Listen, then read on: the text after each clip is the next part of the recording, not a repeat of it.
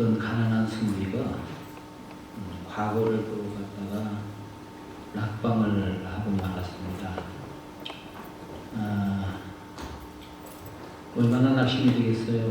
그래서 흰 발걸음을 집을 향해서 돌리게 되었습니다. 돌아오다가 자기 뒷바라지 해주느라고 고생한 아내가 생각이 났어요. 그래서 선물이라도 하나 사다 줘야 되겠다. 그래서 거울을 하나 샀습니다. 그래서 집에 돌아와서 마침 아무도 없기에 방에 아주 작고 있는 곳에다가 거울을 딱 꽂아놨어요. 그러고 나더니 일을 마치고 돌아온 아내가 방에 들어오니까 뭐가 걸려있는 거예요. 그래서 바라보니까 예쁜 여자 하나가 거기에 있더란 말이죠. 순간에 아주 심각해지더니 자기 남편을 원망을 하는 거예요. 아니 이 사람이 과거라고 보냈더니 여자 하나를 데리고 왔네. 그러면서 통곡을 하는 거예요. 그 통곡 소리를 듣고는 시어머니가 아이고 웬일이냐. 그리고는 방으로 쫓아 뛰어들어왔습니다. 아가야 도대체 웬일이냐. 어디 아프냐. 그랬더니 이 며느리가 하는 말이 아니 어머니 이래도 되는 거냐고. 내가 평생을 뒷바라지를 해왔는데 과거 시험으로 보냈더니 공부는 안 하고 시험은 제대로 안 보고 떨어져서 오면서 거기에다가 다른 여자를 이렇게 데리고 오면 어떻게 하냐고. 그러고 나더니 어디 보자. 어머니가 가서 또 보는 거예요. 얘야 걱정할 것 없다. 내가 보니까 이 여자가 쭈글쭈글한 게 별 볼품이 없으니 너 걱정할 이유가 없겠다. 앞으로도 별일 없을 것 같아. 그때 시아버지가 들어왔어요. 시아버지가 거울을 보는 순간에 그 자리에 넙죽 엎드리면서 말합니다. 아버님 소식도 없이 어떤 일이십니까? 절 받으십시오. 뭐 우스갯소리죠. 누가 지어냈는지 참 잘 지어낸 것 같아요. 거울이 없던 시절 그 옛날에 그럴 법도 하다 하는 그런 생각을 해봅니다. 거울 바라보면 자기 모습이 아주 적나라하게 드러납니다. 도무지 감출 수가 없습니다. 아주 작은 미세한 부분도 거울 통해서 보면 잘 보입니다. 고린도서 13장 12절에도 보면은 우리가 지금은 거울 보는 것까지 희미하지만 그때에는 얼굴과 얼굴을 대하여 볼 것이고 지금은 내가 부분적으로 아나 그때에는 주께서 나를 아신 것 같이 내가 온전히 아니라 주님을 만나면 그 주님을 대할 때 우리의 죄된 모습 또 수치스러운 것, 부끄러운 모습 다 민낯 드러내듯이 보인다. 그런 말입니다. 어떻게 해야 됩니까? 잘 살아야 되죠. 잘 살아야 됩니다. 정말 잘 살아야 됩니다. 우리의 삶이 하나님 앞에서의 삶이 되듯이 그렇게 잘 살아야 됩니다. 희미하게 하나님 앞에 서 있는 그런 모습이 아니고 정말 하나님을 대하는 그런 우리의 삶이 되어야 한다라고 하는 겁니다. 하나님 앞에서의 사는 삶이라고 하는 것은 감출 수가 없는 삶입니다. 그리고 모든 것이 밝히 드러나는 그런 삶입니다. 사람에게는 속일 수가 있어요. 사기칠 수도 있어요. 보이지 않는 것들도 있어요. 그렇지만 하나님 앞에서는 우리들의 모습은 보이지 않는 것이 없습니다. 여러분 본문 14절 말씀을 보시기를 바랍니다. 오직 산당은 몹시 하지 아니하니라. 그러나 아사의 마음이 일평생 여호와 앞에 온전하였으며 여호와 앞에 온전하였다. 여호와 앞에서 온전한 삶을 살았다.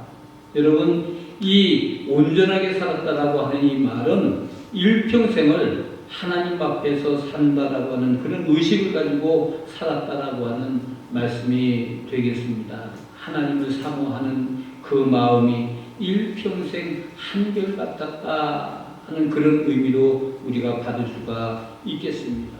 하나님 앞에서 사는 삶, 이 삶은 하나님 보시기에 합당한 삶을 말씀하고 있는 겁니다. 어떻게 하면 하나님께서 보시기에 합당한 삶을 살 수 있을까? 이것이 오늘 우리가 고민해야 할, 그리고 깊이 생각해 보아야 할 문제가 되는 겁니다. 첫 번째는 정직한 삶을 살아야 합니다. 여러분 오늘 본문 9절에서 12절 말씀을 한번 보시길 바랍니다. 9절에서 12절까지 우리 같이 한번 읽어볼까요? 이스라엘의 여로보암 왕 제20년에 아사가 유다 왕이 되어 예루살렘에서 41년 동안 다스립니다. 그의 어머니의 이름은 마아가라 아비살롬의 딸이더라. 아사가 그의 조상 다윗같이 여호와 보시기에 정직하게 행하여 남색하는 자를 세상에서 쫓아내고 그의 조상들이 지은 모든 우상을 없애고. 여러분 이 말씀의 배경은 아사가 왕이 되었을 때이다 그렇게 말씀하고 있습니다. 아사는 어떤 시대의 사람이냐? 여러분 다윗 왕을 잘 알고 있죠. 다윗 왕의 아들이 누굽니까? 솔로몬이죠. 솔로몬의 아들은 누굽니까? 여로보암입니다. 그 다음에 왕위를 이룬 사람은 아비암이라고 합니다. 그리고 그 다음 아비암의 아들이 바로 아사 왕이 되겠습니다. 오늘 본문에는 아사 왕이라고 하는 인물이 등장을 하고 있습니다. 근데 오늘 이 본문에 보니까 그가 자기 조상 다윗같이 정직했다 그렇게 말씀을 하고 있습니다. 이어서 하는 말은 하나님 보시기에 정직했다. 여러분 정직하다. 저 사람 참 정직해. 무슨 말입니까? 속임수가 없다는 말이죠. 거짓말을 하지 않는다는 거죠. 남의 것을 훔치지 않는다는 거죠. 이건 거의 대부분이 도덕적인 의미로 생각을 합니다. 저 사람 정직해. 도덕적으로 흠이 없구나. 깨끗하구나. 그렇게 우리가 생각을 합니다. 그런데 성경에서 말씀하시는 정직이라고 하는 것은 그 차원이 다릅니다. 성경에서 말씀하시는 정직이라고 하는 것은 하나님과의 좋은 관계를 가지고 있다. 그런 의미로 우리가 해석을 할 수가 있는 겁니다. 곧 하나님과 다른 관계를 가지고 사는 삶. 이런 사람을 정직하다. 이렇게 성경에서는 말씀을 하는 겁니다. 그러면은 하나님과의 다른 관계를 가지고 사는 어떤 삶이냐 하는 겁니다. 그것은 철저하게 하나님 편에 서는 삶을 말씀하고 있는 겁니다. 여러분 배고파도 하나님 편에 서고 출세하지 못해도 하나님 편에 서고 고난이 와도 하나님 편에 서고 억울한 일을 당해도 하나님 편에 서고 풍요롭게 살아도 하나님 편에 선다. 그런 의미를 가지고 있는 겁니다. 항상 하나님 편에서 살고 말하고 행동하고 하는 것, 그게 바로 바른 정직의 삶이라고 말씀을 할 수가 있습니다. 어떤 사람은 하나님 나 집 사야 돼요. 집 사게 해주세요. 돈 벌게 해주세요. 그래서 하나님 축복하셔서 집을 샀는데 그 다음 주일날 교회를 안 나와요. 왜 교회 안 나와요? 그랬더니 집 지킬 사람이 없어서요. 여러분 이런 삶은 정직한 삶이 아닙니다. 무슨 일이든 하나님 편에서 하나님 우선순위로 사는 삶, 그 삶이 바로 정직한 삶임을 믿으시기를 바랍니다. 여러분 아사 왕이 어떤 사람의 삶을 본받았습니까? 오늘 성경에 보니까 아사가 자기 조상 다윗같이 그랬습니다. 자기 조상 다윗같이 다윗을 본받았다 그런 말입니다. 여러분 성경에 보면은 정직한 사람 중에 이 다윗을 뽑을 수가 있습니다. 그러기에 아사 왕은 다윗을 본받았다. 여러분 한번 둘러보세요. 우리 주변에도 좋은 믿음 가진 사람이 참 많이 있습니다. 정말 본받고 싶다. 여러분 그의 믿음을 본받으려고 노력을 합니다. 옳습니다. 그렇게 해야 됩니다. 아사 왕이 다윗을 본받은 것처럼 오늘 우리도 본받는 삶을 살아가야 된다라고 하는 겁니다. 뿐만 아니라 오늘 우리가 그런 좋은 본을 보일 만한 그런 믿음의 대장부가 되어야 합니다. 그렇게 노력해야 됩니다. 힘써야 됩니다. 애써야 됩니다. 기도해야 됩니다. 말씀 읽어야 됩니다. 예배를 잘 드려야 됩니다. 그러면 저 사람의 삶을 나도 본받고 싶다. 그것이 다른 사람이 아닌 내가 되어야 한다는 그런 말입니다. 여러분 오늘 본문에 이어서 하나님 보시기에라고 말씀하고 있습니다. 사람이 보기에가 아닙니다. 하나님 보시기에 정직한 사람, 하나님 보시기에 아름다운 사람, 하나님 보시기에 정말 나는 참 좋은 사람이다 이렇게 인정받는 삶을 살아가야 된다고 하는 겁니다. 여러분 사람은 참 믿을 수가 없어요. 그 어떤 사람도 참 믿기가 어려워요. 사람은 얼마든지 속일 수가 있습니다. 또 실수가 많습니다. 여러분 성경에 보면 아나니아와 삽비라가 나오죠. 재산을 팔아서 헌금을 합니다. 사람들이 바라볼 때 얼마나 괜찮은 사람입니까? 본받을 만한 사람입니다. 그러나 하나님 보시기에는 진실이 아니었다라고 하는 겁니다.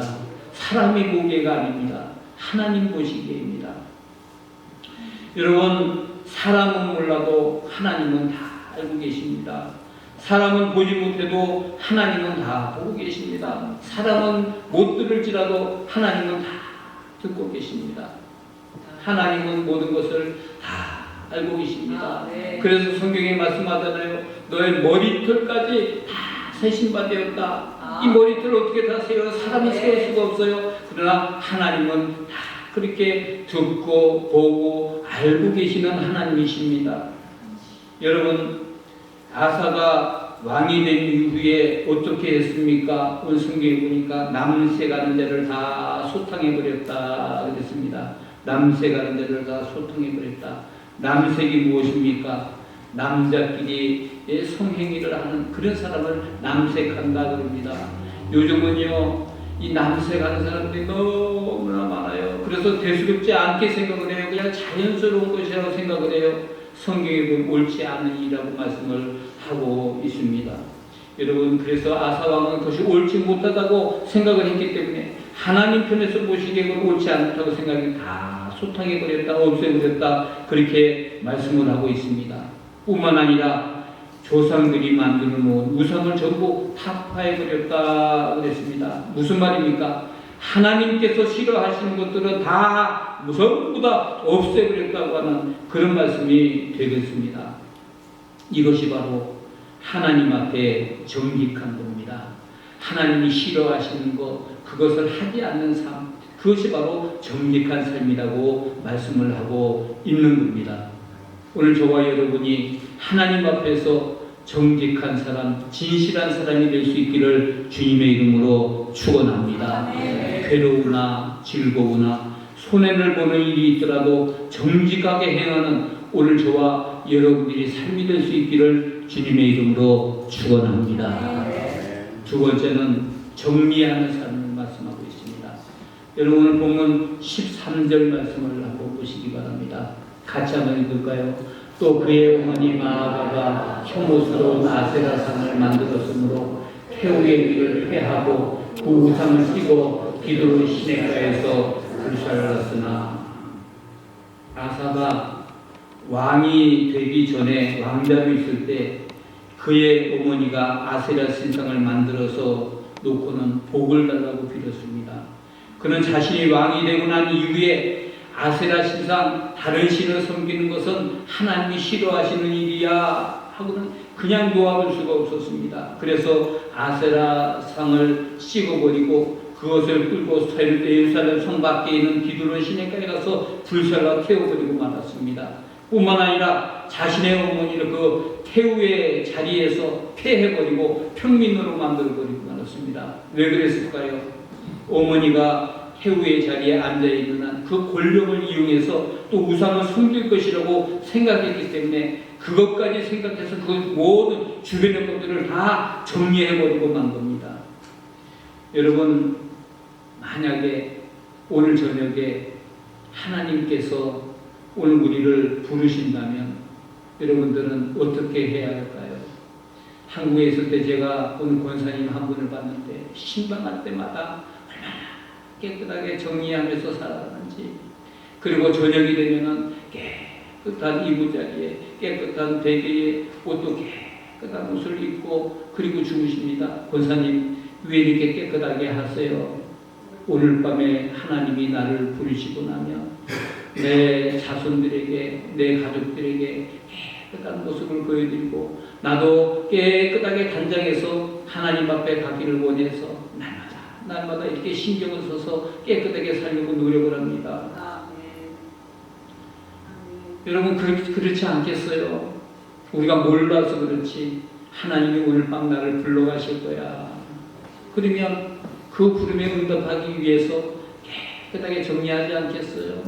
목욕도 하지 않겠어요? 그리고 불편했던 사람들, 관계가 소원했던 사람들 만나든 전화하든 그래서 다시 화해하고, 예?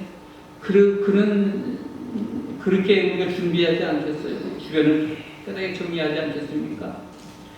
여러분 성경에 보면은 마태복음에 마태가 가버나움 세관에 앉아 있었는데 그때 예수님께서 그를 찾아가셔서 나를 따르라 그렇게 말씀하셨습니다.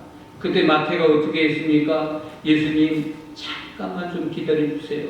그리고는 자기 집에 달려가서 자기 아내에게 잔치를 좀 준비하라고 그렇게 부탁을 했습니다. 귀한 손님이 온다고 하는 말을 듣고 그의 아내가 잔치 준비를 했습니다. 예수님과 제자들 그리고 자신들의 친구들 다 불렀습니다. 여러분 이 잔치가 무엇을 의미하는 잔치였을까요? 첫째는 예수님을 영접하는 잔치였습니다. 뿐만 아니라 세리라고 하는 직업을 깨끗이 정리한다고 하는 의미로 세리였던 친구들, 그 당시의 친구들을 다 불러 모아서 잔치를 했던 겁니다. 이것은 자신의 주변을 정리하는 그런 잔치 자리였다라고 하는 겁니다. 여러분 우리가 예수를 믿습니다. 성도라고 합니다. 어떤 집사님은 나는 술자리에 가기는 가. 근데 안주만 먹어. 그것도 여러분 우리가 해서는 안 됩니다. 처음에는 안주만 집어먹다가 그러나 그런 자리가 계속되다 보면 그렇게 끝이 나지 않습니다. 한 잔만, 그 한 잔이 두 잔이 되고 세 잔이 되고 술 주정꾼이 되고 맙니다. 여러분 세상에게 아무리 도움을 준다 할지라도 우리의 믿음 생활에 손해를 주는 일은 가차없이 정리할 줄 알아야 됩니다. 그런 믿음이 하나님께서 기뻐하시는 믿음이 되는 줄로 믿으시기를 바랍니다. 함경도에 김승명이라고 하는 사람이 있었습니다. 부자였습니다. 면장이었습니다. 권세가 있는 사람이었습니다. 그런데 그 마을에 교회가 없었는데 교회가 없던 그 동네에 도율림 선교사님이라고 그분이 이제 한번 오셔서 전도를 하고는 교회를 세우게 되었습니다. 예배당을 다 짓고 헌단식을 할 때에 면장과 동네 유지들을 다 초대를 했습니다. 이제 맥도날드 선교사가 설교를 하게 되었는데 이렇게 설교를 했습니다. 여러분들 재물을 하늘에 쌓아두시기 바랍니다. 이 세상에 재물을 쌓아두면 녹이 슬고 도둑지 돼가고 죽을 때 가지고 가지 못합니다. 그대로 다 놔두고 가야 됩니다. 하늘에 쌓아두세요. 하늘을 위해 쓰십시오. 이 다음에 당신들은 다 하늘나라에 가야 됩니다. 그렇기 때문에 귀한 삶을 살아가야 됩니다. 이렇게 설교를 했습니다. 이 김승명이라고 하는 사람이 그 자리에 참석을 했다가 감동을 받고 나도 예수를 믿어야 되겠다 작정을 하고 예수 믿기로 결심을 했습니다. 그리고 그날 큰 잔치를 열었습니다. 그런데 그 잔치에 선교사님을 초청하지 않았습니다. 그 잔치에 초청한 사람들은 옛날 술친구들 그리고 소장님들, 면직원들 그런 사람들을 초청을 했습니다. 잔치가 한창 진행되고 있을 때 이렇게 선언을 했습니다. 여러분들 내가 중대 발표를 하겠어. 내가 오늘부터 예수를 믿기로 했어. 지금까지는 예수 없이 살았지만 오늘 이 자리는 예수와 새롭게 인연을 맺은 자리고 또 내가 그래서 잔치를 베풀고 있어. 여러분들도 오는 주일날부터 교회에 나오시기를 바랍니다. 내가 만약 여러분들이 교회에 나오면 계속 친구가 되겠지만 끝까지 나오지 않으면 여러분과 이별하는 것으로 아시오. 모든 주변을 다 정리를 했습니다. 지금까지는 첩살이를 했고 주색잡기를 즐겼는데 그날로부터 모든 것을 다 정리하게 되었습니다. 집을 정리해서 첩의 집을 정리하고, 그래서 그곳에 목사님께 사택을 드리고 신앙생활을 열심히 해서 장로님이 되었습니다. 그에게 5명의 아들이 있었는데 그 중에 셋째 아들을 신학교에 보내어서 목사가 되게 했습니다. 교인들이 장로님께 물었습니다. 장로님, 왜 성경에 보면은 맏아들을 하나님께 바치는데 왜 장로님은 맏아들을 신학교 보내지 않고 셋째 아들을 신학교에 보내서 목사가 되게 했습니까? 그랬더니 장로님 하시는 말씀이, 맏아들을 보내는 것은 유대 나라 법이고 우리나라에서는 신에게 제사를 드릴 때 물고기를 사다가 머리를 자르고 꼬리 자르고 그리고 가운데 토막으로 제사를 드리는 법인데, 그래서 내가 가운데 것이 가장 중요한 것으로 알아서, 소중한 것으로 알아서 가운데 아들로 목사를 만든 겁니다. 그가 이승만 대통령 당시에 초대 군종감을 했다고 합니다. 여러분, 정성이지요, 마음이지요. 어떻게 하면 하나님을 기쁘게 해드릴까? 우리의 주변을 잘 정리해야 한다는 말입니다. 아직도 끊어야 할 것을 끊지 못한 것, 정리해야 할 것을 정리하지 못한 것, 여러분 주변을 깨끗하게 정리해야 됩니다. 그래야 우리의 믿음도 자라나게 되는 거예요. 하나님이 기뻐하는 믿음이 되는 거예요. 하나님이 싫어하는 것이 무엇일까? 내가 정리해야 될 것이 무엇일까? 여러분, 오늘 우리가 다시 한번 결단할 수 있기를 바랍니다. 세 번째는 성별의 삶을 살아야 됩니다. 여러분, 오늘 본문 14절 15절 한번 보시겠습니다. 같이 읽겠습니다. 다만 사람은 없애지 아니하니라. 그러나 아사의 마음이 일평생 여호와 앞에 온전하였으며 그가 그의 아버지가 성별한 것과 자기가 성별한 것을 여호와의 성전에 다 끌어들였으니 곧 은과 금과 그릇이더라. 여러분, 금그릇, 은그릇을 다 구별해서 하나님 앞에 드렸다. 여러분, 아사왕의 아버지 아비암은 금그릇, 은그릇만 생기면 이것은 하나님의 것이다. 그리고는 따로 구별해 놓았습니다. 그 모습을 그대로 배운 이 아사왕도 금그릇, 은그릇만 생기면 이것을 하나님의 것이라고 구별해서 하나님의 전에 드렸습니다. 그 이전에 배경을 보면 솔로몬의 아들 여로보암 때 애굽왕 시삭이 예루살렘에 쳐들어온 일이 있었습니다. 대왕에서 싸우다가 도무지 안 되겠어요. 그래서 화친을 맺느라고 예루살렘에 있는 성전의 모든 금, 은, 심지어는 기둥에 금칠한 것까지 다 벗겨서 떼어내서 그들에게 바치고는 전쟁을 맡게 되었습니다. 그 후에 아들 되는 아비야는 금그릇만 생기면 주의 성전에 갇혀서 빼앗긴 성전의 모든 것들을 보수하는 일을 시작을 했던 겁니다. 그의 손자 아사도 금그릇만 생기면 하나님의 것이라고 구별해서 다 하나님의 성전에 갖다가 드렸습니다. 여러분, 오늘 우리들의 믿음이 하나님의 것은 항상 하나님의 것으로 구별하여 갖출 수 있는 그것이 바로 온전한 믿음임을 믿으시기를 바랍니다. 이것이 바로 성별한 생활입니다. 성별된 생활입니다. 여러분, 성별이라고 하는 것이 무엇입니까? 성별한다, 구별한다는 말입니다. 구별한다. 하나님께서 아담과 하와를 지으시고 너희들 다 누려보들 다, 그러나 에덴 동산에 있는 모든 나무의 실과는 다 먹어도 좋으나 동산 가운데 있는 선악과는 너희들 만지면 안 된다. 건드리지 말아라. 절대로 먹지 마라. 이것은 하나님의 명령이었습니다.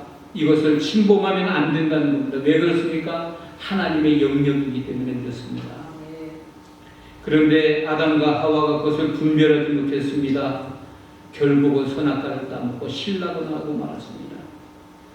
여러분, 하나님의 것은 침범하지 마시기를 바랍니다. 일주일 중에 주일 하루는 우리의 것이 아닙니다. 하나님의 것입니다.